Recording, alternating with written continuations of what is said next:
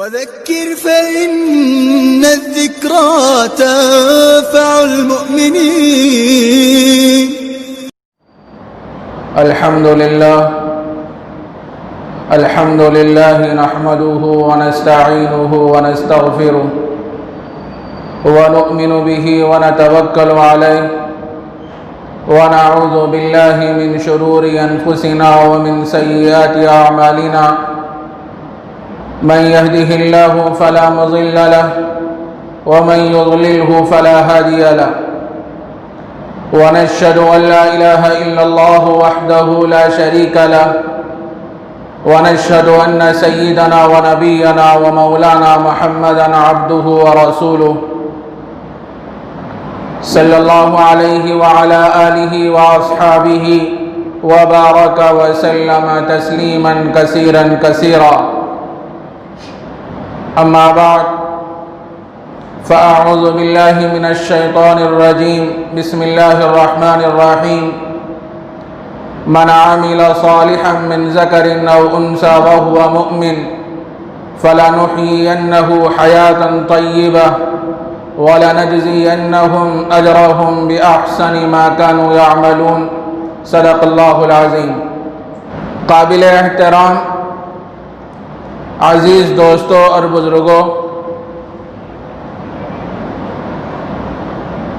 وہ 7 خوش نصیب اشخاص جن کو قیامت کے دن اللہ تبارک و تعالی اپنا عرش کا سایہ نصیب فرمائیں گے، ان میں سے ایک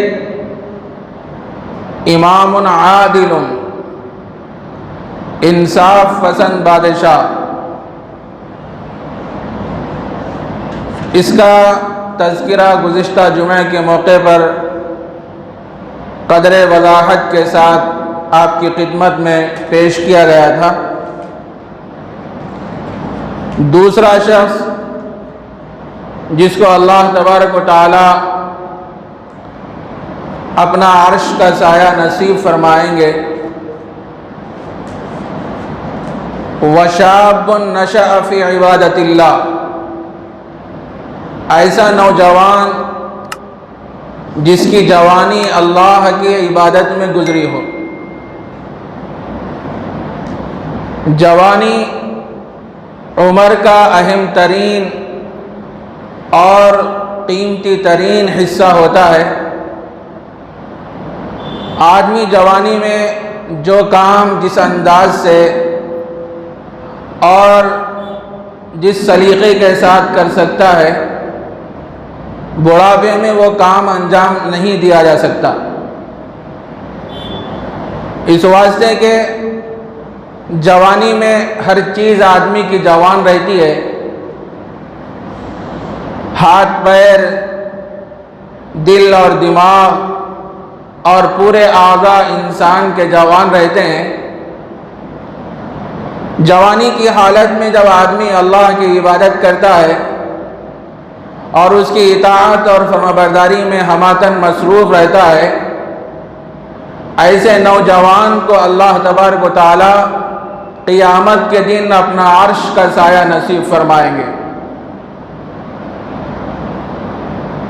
میرے عزیز دوستوں بزرگوں، حدیث میں آتا ہے نبی اکرم صلی اللہ علیہ وسلم نے ارشاد فرمایا، قیامت کے دن ابن آدم کے پیر اس وقت تک اپنی جگہ سے نہیں ہٹیں گے، نہیں ہلیں گے، جب تک ان سے 5 سوال نہ کیے جائیں. جب تک وہ اپنے 5 سوالوں کے جواب نہ دیں گے، اس وقت تک ان کے قدم اپنی جگہ سے نہیں ہلیں گے. پہلا سوال کیا ہوگا؟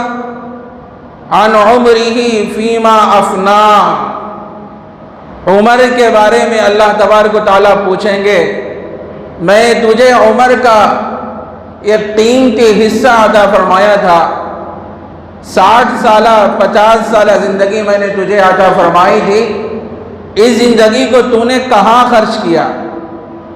اطاعت والے کاموں میں خرچ کیا کہ یا نافرمانی والوں میں کاموں میں خرچ کیا؟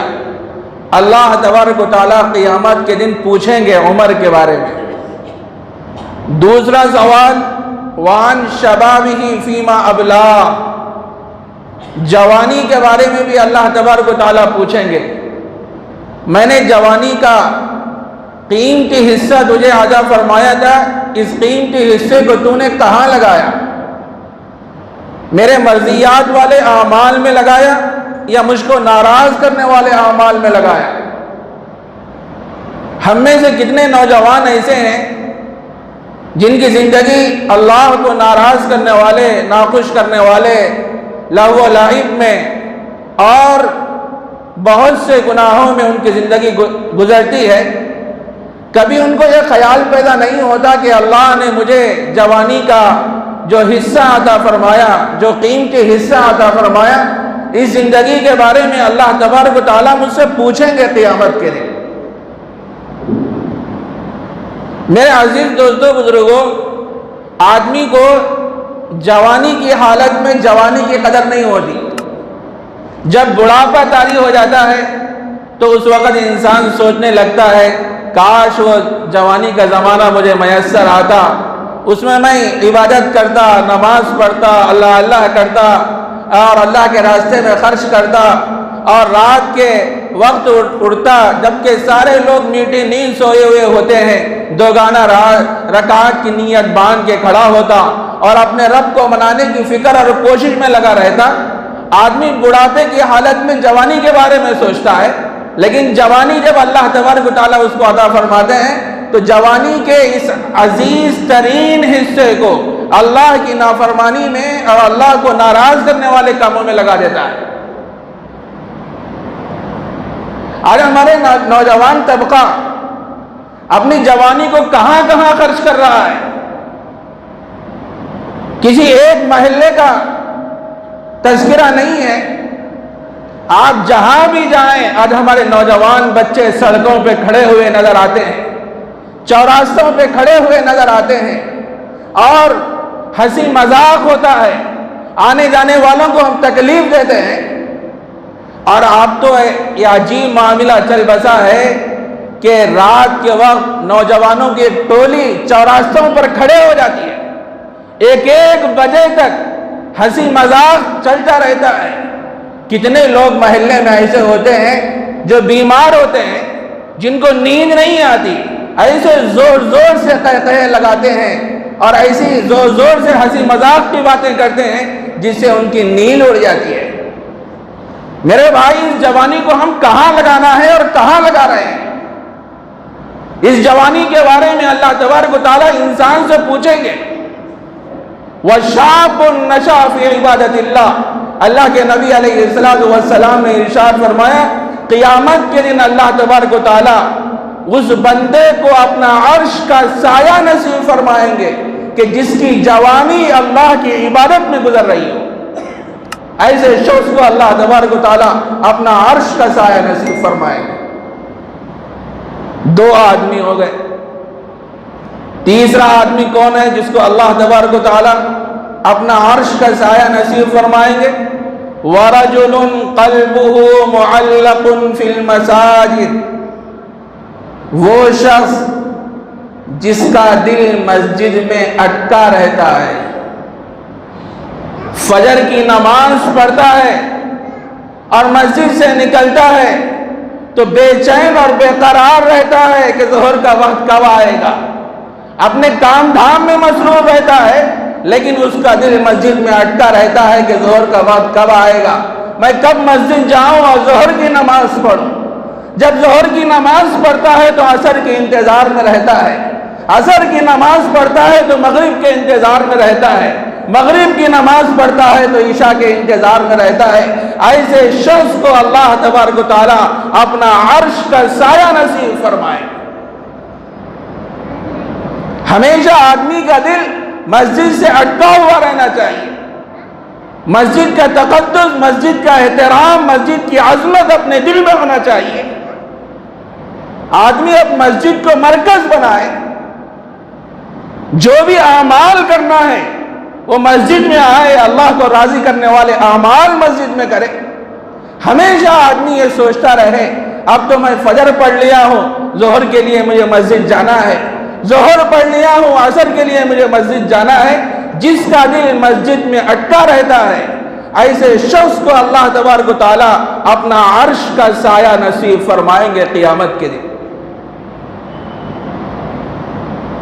یہ جو 5 وقتہ جو نمازیں ہیں، فجر، ظہر، عصر، مغرب، عشاء، یہ نمازیں بھی انسان کو موت کی یاد دلاتی ہیں۔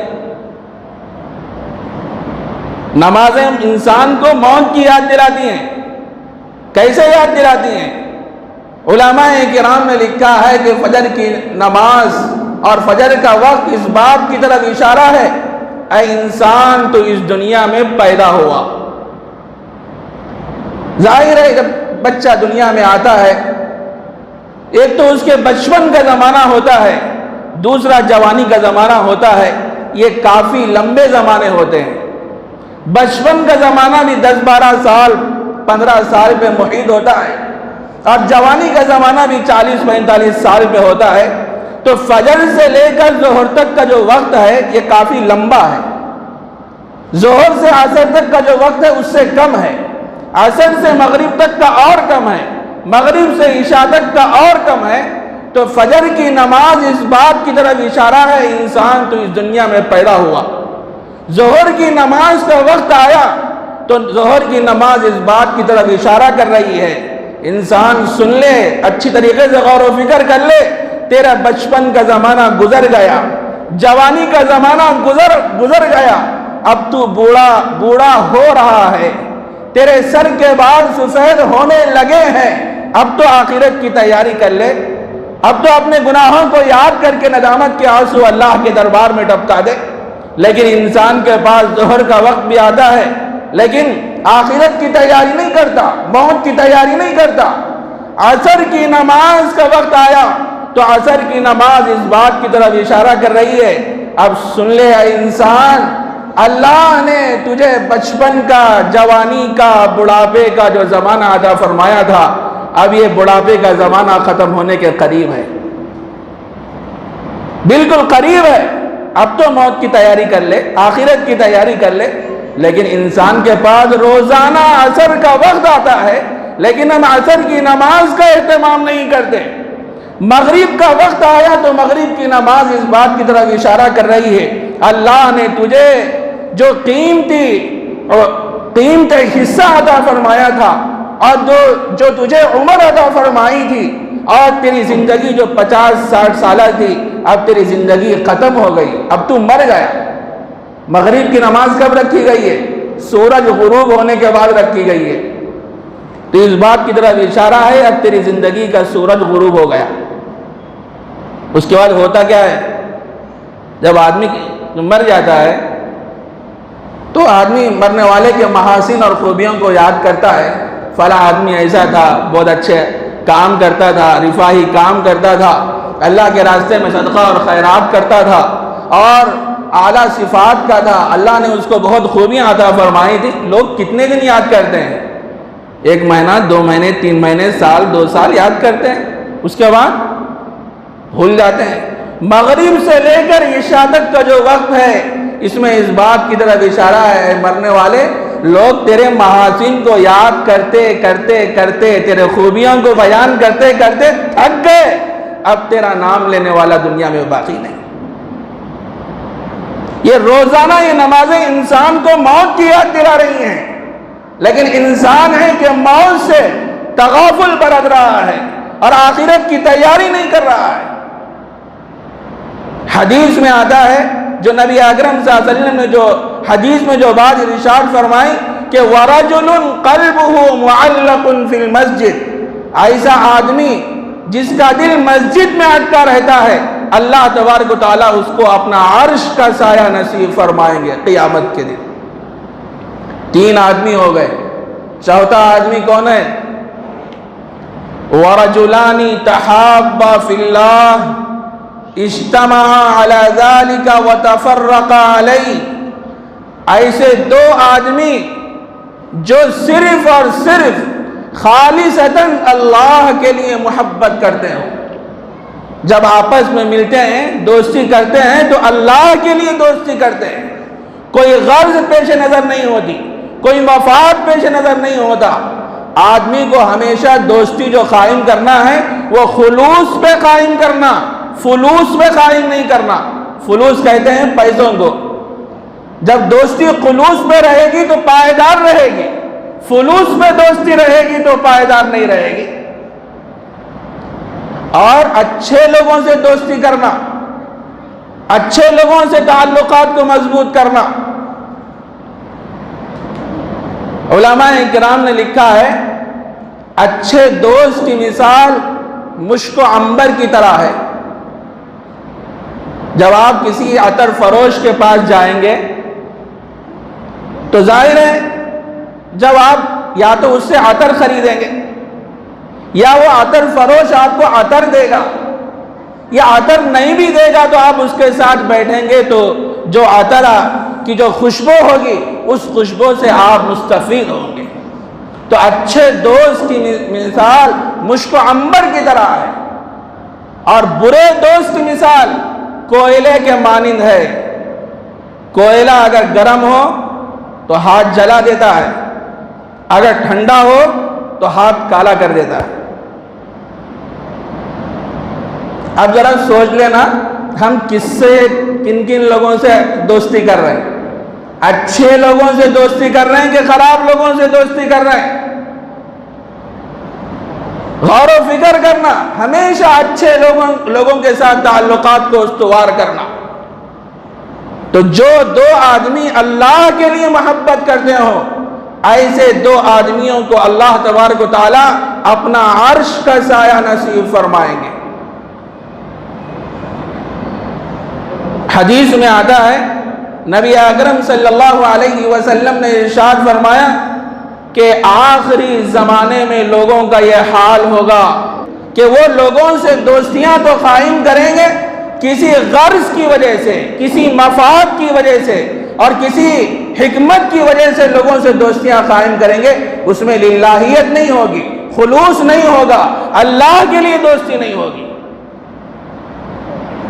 دوسری وجہ یہ ہے آدمی کسی سے دوستی قائم کرتا ہے تو یہ سوچ کے دوستی قائم کرتا ہے میں جس کے پاس جا رہا ہوں بڑے منصب والا ہے، بڑے عہدے والا ہے، بڑے طاقت والا ہے، شان و شوکت والا ہے، اگر میں اس سے تعلقات کو مضبوط نہیں کروں گا، اس سے دوستی نہیں کروں گا، ظاہر ہے وہ اپنی طاقت کا استعمال کرے گا، مجھے مجبور کر دے گا، تو آدمی مارے ڈر کے ان سے دوستی قائم کرتا ہے۔ تو میرے دوستو، ہمیشہ آدمی جہاں بھی ہم رہتے ہیں، جس محلے میں رہتے ہیں، تو اچھے لوگوں کو تلاش کریں، اچھے لوگوں سے دوستیاں قائم کریں۔ حدیث میں آتا ہے نبی اکرم صلی اللہ علیہ وسلم نے ارشاد فرمایا من احب للہ وابغض للہ واعطى للہ ومنع للہ فقد استکمل الایمان۔ محبت کرو تو اللہ کے لیے کرو، وَأَبْغَضَ لِلَّهِ کسی سے بغض رکھ رہے ہیں، دشمنی رکھ رہے ہیں تو وہ بھی اللہ کے لیے ہونا، نفس کے لیے نہیں ہونا۔ وَأَعْطَى لِلَّهِ اور کسی کو آپ کچھ دے رہے ہیں، اس کا کچھ تعاون کر رہے ہیں، وہ بھی للہ ہونا، کسی غرض کی وجہ سے نہیں ہونا۔ وَمَنْعَ لِلَّهِ کسی کو آپ دینے سے روک رہے ہیں تو وہ بھی اللہ کے لیے ہونا۔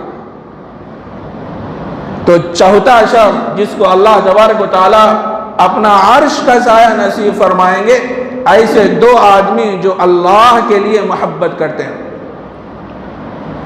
قرآن مجید میں اللہ تبارک و تعالی نے ارشاد فرمایا یا ایھا الذین آمنوا اتقوا اللہ وکونوا مع الصادقین، اے ایمان والو اللہ سے ڈرو اور سچوں کے ساتھ ہو جاؤ۔